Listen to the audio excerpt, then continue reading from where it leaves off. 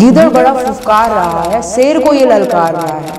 दुम रंगवा कर कायर गीदड़ शेर के समक्ष दहाड़ रहा है। ये शेर कहीं हमला न कर दे, गड़बड़ सब मामला न कर दे। दहाड़ रहा है डर के मारे कि शेर हल सब मसला न कर दे। खूब यहाँ वहाँ भाग रहा है, मदद भी सबसे मांग रहा है। सभी उसको फटकार भी लगाते, जो तू सीमा लांग रहा है। नमस्कार दोस्तों, लोकतंत्र के मंदिर में आज फिर एक सूरवीर का अपमान हुआ है। अगर आपको नहीं पता है तो मैं आपको बताना चाहूंगी। समाजवादी पार्टी से राज्यसभा सांसद रामलाल सुमन ने महाराणा सांगा को लेकर कुछ अभद्र टिप्पणियां की हैं। एक बार आप बस इस राज्यसभा सांसद का स्टेटमेंट सुनिए, उसके बाद हम आगे बात करते हैं। एक तो बीजेपी के लोगों का तकिया कलाम हो गया है सभापति महोदय कि मुसलमान इनमें बाबर का डीएनए है। उप सभापति महोदय मैं जानना चाहूंगा कि बाबर का डीएनए मुसलमान में है।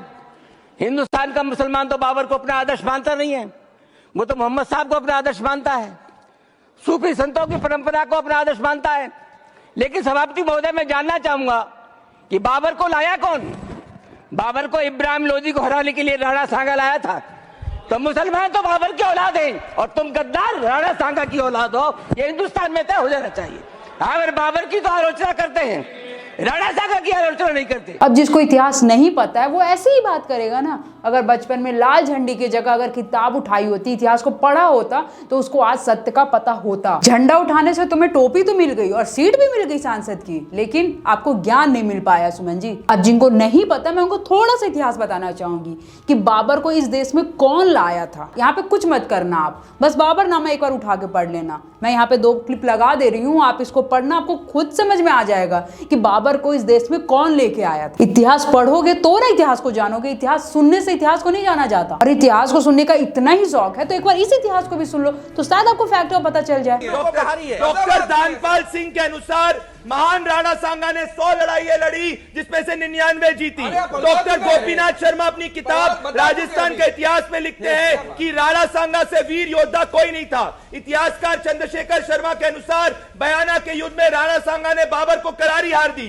इतिहासकार गौरी शंकर ओझा और जैन शर्मा के अनुसार महान राणा सांगा ने बाबर को नहीं बुलाया था। ये एक और फैक्ट है, ये इनका गूगल भी चेक कर लो, चैट जीपीटी भी चेक कर लो, ग्रोक भी चेक कर लो। भगवान के लिए भारत के इतिहास को प्रांताओं का महिमा मंडन गूगल पे करना बंद कर। जो जानकार है उन्हें बताने की जरूरत नहीं है, लेकिन जो अभी भी अंधकार में है उनको बताना जरूरी है कि भाई राणा सांगा का इतिहास क्या रहा है। राणा सांगा एक बहादुर योद्धा थे और एक शासक भी थे। उन्होंने दिल्ली, गुजरात, मालवा के सुल्तानों के खिलाफ कई सारे जंग लड़े और उन सारे युद्धों में उनको पराजित भी किया और अपने वीरता से अपने आप को साबित भी किया। उन्होंने अपने शासक काल में मेवाड़ साम्राज्य का विस्तार किया और राजपूताना के सभी राजपूत को एकजुट भी किया। राणा सांगा ने विदेशी आक्रमणकारियों के विरुद्ध भी कई सारे जंग लड़े। उन्होंने सारे राजपूतों को एक किया और इन विदेशियों को बाहर भगा दिया। लेकिन ये बात शायद सुमन जी को नहीं पता होगा कि बयाना के युद्ध में बाबर को किसने हराया था। जी हाँ, वो हराने वाले शख्स कोई और नहीं, महाराणा सांगा जी थे। खानवा के युद्ध में भी बाबर बहुत बड़ी सेना लेके आया था, लेकिन उसमें बराबरी से टक्कर दिया था महाराणा सांगा ने। राणा सांगा वो थे जिनके शरीर में 80 घाव थे, लेकिन उसके बाद भी उन्होंने युद्ध में हार नहीं मानी, वो लड़े और जीते। ये थे राणा सांगा। और मैं दोबारा बोलना चाहूंगा, राणा सांगा जैसे महापुरुषों का अपमान अज्ञानता और घृणता का प्रतीक है। उनका पराक्रम और बलिदान इतिहास में अमर है, जिन्हें कोई अपशब्द कह के धूमिल नहीं कर सकता। खैर, अब कंट्रोवर्सी की बात निकली है तो इस पे मैं एक और बात करना चाहूंगी कि इसमें बीजेपी और सपा ने दोनों ने ही अपना बात रखा है। यहाँ पे मुझे पूरी उम्मीद थी कि सपा के नेता कुछ अच्छा बयान देंगे, कुछ अपना अच्छा स्टेटमेंट सुनाएंगे, लेकिन नहीं।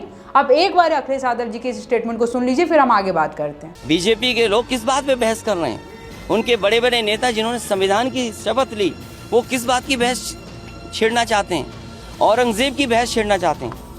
तो अगर रामविलास सुमन जी ने भी इतिहास का कोई पन्ना पलट दिया, जिस पन्ने में अगर इस तरह की भाव लिखा होगा, 200 साल पहले 100 साल पहले हम लोगों ने तो इतिहास लिखा नहीं। तो जैसे कि आपने सुना कि अखिलेश जी ने सुमन जी का बॉयकॉट नहीं करा, उल्टा उनको सपोर्ट किया। इनके दोगलेपन के ऊपर हम आगे तो बात करेंगे, लेकिन भाजपा के नेताओं ने क्या स्टेटमेंट दिया आप एक बार उसको सुन लीजिए। यहाँ पे मैं सबसे पहले योगी जी का स्टेटमेंट सुनाना चाहूंगी। उन्होंने बेड ट्रीटमेंट में क्या जवाब दिया, आप एक बार उसको सुनिए। जो लोग आक्रांता थे, जिन लोगों ने भारत की आस्था पर प्रहार किया, जो आक्रांता बनकर के भारत की आस्था को कुचल रहे थे, वे भारत के लिए कभी आदर्श नहीं हो सकते। योगी जी का ये मोड तो आप हमेशा देखते ही रहते हैं। एक बार ऐसा ही मोड आप अनुराग ठाकुर का देख लीजिए। राणा सांगा की बात कही गई, ये विपक्ष के नेताओं से मैं कहना चाहता हूं, हमारे पूर्वज, हमारे नायक भारत के गौरव, ये इनको अपमानित करने का बार बार प्रयास करते हैं, उनकी छवि को धूमिल करने की इनकी आदत बन गई है सर।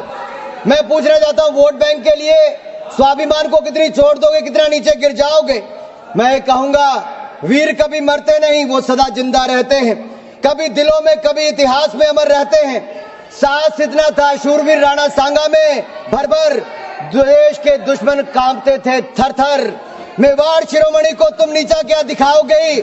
मुगलिया सोच की औलादो, जिनके 80 घाव थे तन पर, व्यथा नहीं थी मन में। आज अगर राणा सांगा जिंदा होते तो तुम जैसे दूर कोने में बैठकर टोपियां सिल रहे होते। अभी तक आपको समझ में आ ही गया होगा कि बीजेपी की क्या प्रतिक्रिया रही है ये सुमन जी को स्टेटमेंट को लेके।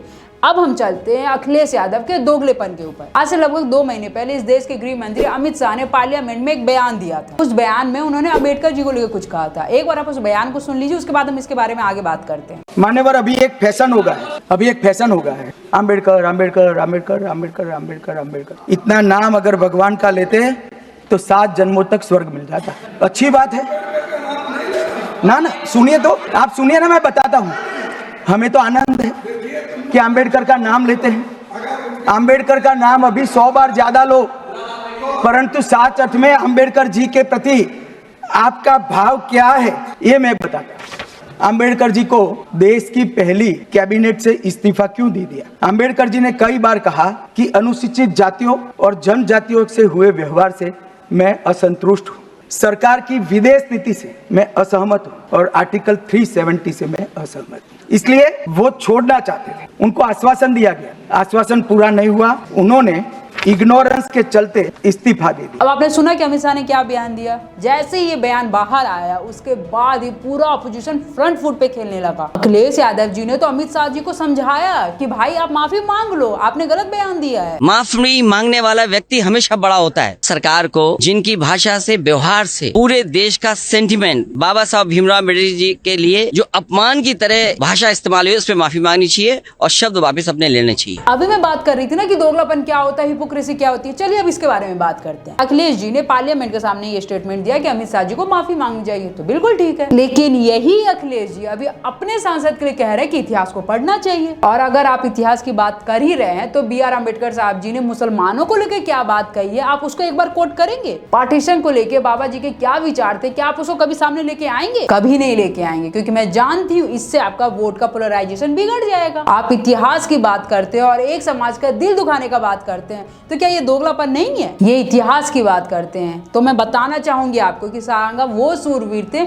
जिन्होंने इतिहास को बचाया था, हमको बचाया था, हमारी संस्कृति को बचाया था। मेरे शब्द कम पड़ जाएंगे, लेकिन उसके बाद भी मैं राणा सांगा के बारे में पूरी बात बता ही नहीं पाऊंगी। एक बार आप इस इंटरनेट की वायरल क्लिप को देख लीजिए, शायद आपको समझ में आ जाए। कि सांगा में यार कितनी जीवटता रही होगी आदमी में, लड़ने की जिजीविसा जो होती है, लड़ने की जो उत्कंठा होती है, वो कितनी रही होगी उसमें, कि उसके हाथ नहीं, पैर नहीं, कान नहीं, आंख नहीं, उसके बावजूद युद्ध किए हैं उसने। तो चलो मैं आगे जाके लड़ूं। यहाँ स्टूडेंट को पूछते कल क्यों नहीं बुखार था, जुकाम आ गई थी थोड़ी थोड़ी, इस चक्कर में मैं आया। तब यार सांगा के बारे में सोचना चाहिए कि आदमी में ये होता है, जीने का जो जज्बा होता है, लड़ने का जज्बा होता है, वैसा क्या फर्क पड़ता है? छोटी मोटी बुखार जुखार से डर के थोड़ी हो। चलिए अब इतनी बात जब हो ही गई है तो हम सपा के बारे में भी एक बार बात करना चाहेंगे। मैं दिल से बात बोलूं, मतलब अपने अंतरात्मा से एक बात बोलूं, जिस व्यक्ति ने हमारे इस देश को बचाया उसके बचाने के लिए भी हमें डिबेट करना पड़ रहा है, सीरियसली। लेकिन वक्त का ठहराव है, इतिहास लौट के आता ही बहरों को सुनाने के लिए धमाका करना ही पड़ता है, और ये बात भगत सिंह ने भी बताई थी। तो खैर यहाँ पे मैं सपा की हिपोक्रेसी आप लोगों को दिखाना चाहूंगी। सपा के ही एक नेता, अब वो आदमी जो महाराष्ट्र से आते हैं, यही सपा के नेता औरंगजेब का महिमा मंडन कर रहे थे। नहीं, सब गलत हिस्ट्री दिखाई जा रही है। औरंगजेब रहमतुल्लाह अलैह ने बहुत सारी मंदिरें बनवाई हैं, और आप बनारस में जाकर देखेंगे एक बच्ची, पंडित की बच्ची को जब उनका ही एक सिपाही सालार उसके साथ शादी करना चाहता था, उन्होंने उस सिपाही सालार को 2 हाथियों के बीच पैर बांध कर वो मार दिया, और उन पंडितों ने उनके लिए एक मस्जिद बना के दिया वहाँ पर। क्या बात करते हैं, ये गलत हिस्ट्री। तो आप औरंगजेब को क्रूर शासक नहीं मानते हैं? नहीं, मैं नहीं मानता। औरंगजेब क्रूर शासक नहीं है। बिल्कुल नहीं, मैं बिल्कुल क्रूर शासन नहीं मानता। वही औरंगजेब जो ना जाने कितने हिंदू मंदिरों को तोड़ा, कितने हिंदू परिवार को उजाड़ा, आज के डेट में सपा के नेता उसको डिफेंड कर रहे हैं। भाई इससे ज्यादा शर्म की बात और क्या होगी। पता है इतिहास कभी बदलता नहीं है, लेकिन हाँ इतिहास सिखा के बहुत कुछ जाता है। आज मुझे समझ आ रहा है कि 700 साल मुगलों ने हमारे ऊपर कैसे राज कर लिया, 200 साल अंग्रेजों ने हमें कैसे गुलाम बना लिया, ये मैं आज समझ पा रही हूँ। जब हमारे ही देश के लोग, हमारे ही लोग विदेशी लोग का गुणगान करेंगे तो भाई ऐसी स्थितियां बनेंगी ही ना। 700 साल मुगलों का राज था इस देश पे, 700 साल। 700 साल में ऐसा कोई भी युद्ध नहीं रहा है जिसमें उन्होंने फ्रंट फुट फाइट की हो। हमेशा पीछे से वार किया, हमेशा धोखा दिया, और आज हम उनका ही गुणगान कर रहे हैं। आपको पता है जितने भी हमारे सूरवीर रहे, चाहे वो महाराणा प्रताप या राणा सांगा, उनका ज्यादा इतिहास हमें नहीं मिलेगा, क्योंकि इतिहास बनाने का दम तो नहीं था मुगलों में, लेकिन हाँ उनको मिटाने का दम भरपूर था। उन्होंने इतिहास को मिटाया और रही सही कसर अंग्रेज मिटा के चले गए। मैक्स मुलर ने हिंदुस्तान के इतिहास को कैसे बर्बाद किया वो मुझे बताने की जरूरत नहीं है। आपने अपना इतिहास किताबों में लिखवाया है, बट हमारे सूरवीरों ने अपना इतिहास अपने खून से इस मिट्टी में सींच दिया है, लेकिन चाह के भी तुम उसका इतिहास नहीं मिटा सकते। वो थे, वो हैं, वो रहेंगे। आपका क्या विचार है दोस्तों, वो मैं जरूर जानना चाहूंगी, तो कमेंट में अपना विचार जरूर बताएं। वीडियो को एंड करने से पहले मैं एक और शायरी आपको सुनाना चाहूंगी, और ये शायरी आप बहुत ध्यान से सुनिएगा, तब शायद आपको समझ में आएगी क्या चीज सत्य है, क्या सत्य नहीं है। जरा सा मौसम क्या बदला कि लगे कांपने, यार जुगनू चले थे सूरज की औकात नापने।